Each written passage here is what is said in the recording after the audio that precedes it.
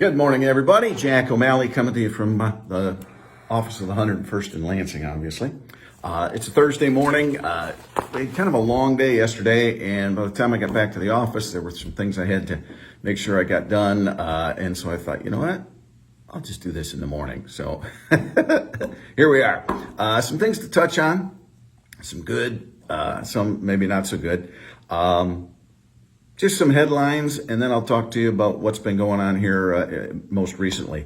The governor, in her infinite wisdom, we had sent 4 bills. We're working on election bills. I'm not going to go into my whole dissertation about what this is, but people talk about election security, and what we've seen again is the fact that with Proposal 3, there are many things that we need to adjust and fix with regard to elections, qualified voter files, et cetera, and signature verification and whatnot. So we've got many bills that are working through the process after much, solid debate. So we sent several bills to the governor that passed the House and the Senate. She vetoed them on Monday, calling them attempts to suppress the vote, which I think is just a bunch of hogwash. But here are the bills. Think about this.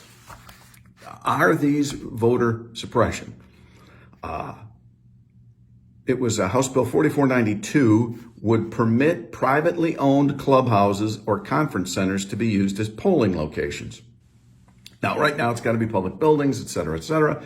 We've started to take polling places out of schools because of the safety concerns and whatnot.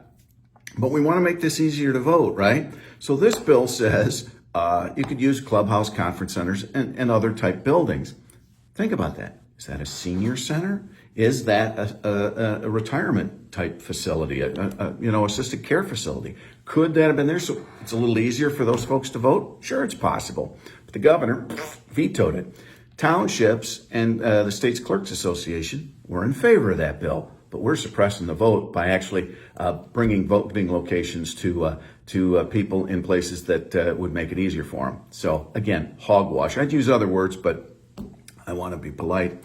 House Bill 4838 would prohibit electronic voting systems and poll books from being connected to the internet on election day. Now, this one is voter suppression because all that would be doing is taking a rule that's already in place and codifying it into law. But that's voter suppression. How can you take a rule and make it law? Well, you're suppressing the vote. BS.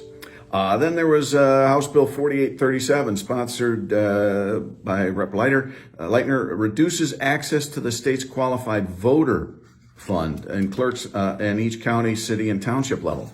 That one, again, voter suppression. Did I get them all? I think I did.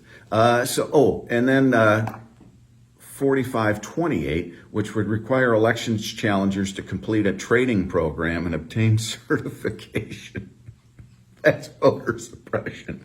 Got to make sure our employees are educated and trained. No, that's voter suppression. So think about that. The governor said in her remarks, these were attempts to suppress the vote and perpetuate the big lie. Here's the truth. The governor's in a tough spot because she wants to keep the whole idea that anybody who talks about election integrity is promoting the big lie. No, we're talking about vote integrity and security. So the governor on this issue is full beans. And it just boggles my mind. So if you think any of that is voter suppression, I got a bridge in Brooklyn I want to sell you. But that's where our governor is. So again, I know there's people who love her and people who, I'm talking to those folks who think, well, she's not doing a bad job. She's doing a stinko job. So just FYI, my opinion. All right. Here's another one where our great executives, Secretary of State, Governor, and Attorney General are just hitting, well, actually, they're fouling them off. They're not hitting home runs. The Line 5 situation. The governor wants to stop, they want the pipe removed. Enbridge is saying, no, we want to build a tunnel, and there's all this back and forth. Well, our great attorney general, who is promoting all this stuff, I guess overlooked the fact that in 1977, Canada and the United States signed a treaty, and that line's included in it. So Canada has asked the federal judges to say, whoa. Till we get all this worked out treaty-wise, you can't do anything. Well, Attorney General Nessel she's got a bee in her bonnet. She's all upset about that. But treaties are nasty things. They're just getting in the way of how you want to do things. So those are some things that are happening in London, or in Lansing. And once again, our administration, our high level governor, secretary of state, and attorney general are full of it. Some things that are happening here. So we had a bill, yesterday we took a vote on something. We had passed a law, or passed the legislation that passed the House and the Senate, went to the governor, and it got vetoed. What this bill said was, and this law would have said is, if you're a public employee, you can come to your state rep, your state senator, and talk to them and be kind of a whistleblower. Right now, if could find out, you could get canned. We're saying, no. You should be able to come and talk to we should be included in that whistleblower coverage. Well, we're not. And the governor vetoes our bill that said that. Yesterday, we went a Senate Joint Resolution G, I think it was, that said, all right, well, let's just put it on the ballot. And we needed 2/3 votes. It passed the Senate, but it comes to the House. And we can, now, if we pass this, it can go to the people to decide if their state rep and senator can be kind of covered in that whistleblower rule. Well, we need 2/3. Now, remember, vast majority of representatives in the House passed it when it was legislation. But now the governor is running around saying, no, vote no on this, vote no on this, vote no on this. So yesterday we could not muster 2/3. And when it voted in the House months ago, we had like over 100 votes. But yesterday we couldn't get enough to muster a 2/3 majority. Once again, politics.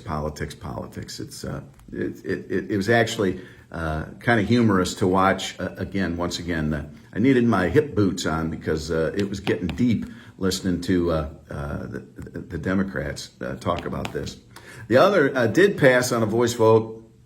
And that was a resolution to ask the acting director of UIA to resign. Acting Director Olson. The UIA is still in a mess, and she needs to go, and that whole department needs to get fumigated. So that did pass, but it was on a voice vote. All right, a couple other things that are happening. Yesterday was a big day. We have 8 child care bills. Been working on those for a couple of years now. And yesterday, they passed all 8 of them with overwhelming majorities. And now they're headed to the Senate. So, and I'm not going to go through every last detail of those, because I've talked about them in the past, and I will talk about them again. But now we've got to get them through the Senate. So the work's not over, but I do want all our parents, all our providers, and all our employers know that help is coming. We're working on it. So if you can, reach out to your state senator and let them know these bills are coming and that they should support them. It would be helpful in that. And then just my last note, some of you may have seen my post from last week, but we got sad news the other day, and that is that one of our colleagues, Andrea Schroeder, passed away. She had been battling stomach cancer, and she was in remission for a long time. And, she was still frail, but she was a fighter, and she was always a fun one. She was here. She was working hard for the people from her Oakland County district, but so things returned, and her health deteriorated, and she passed. So it's a sad time here, and I for her family, I know that they're grieving, and next Tuesday will be her services, and her House colleagues. we're going to the funeral. We'll be there to pay our respects. So to the Schroeder family, my sympathies, and I ask everybody to pray. I know Andrea's in a good place. She is happy now, but her family grieves. So if you can, find the time to say a little prayer for them as they lost a very special lady. All right?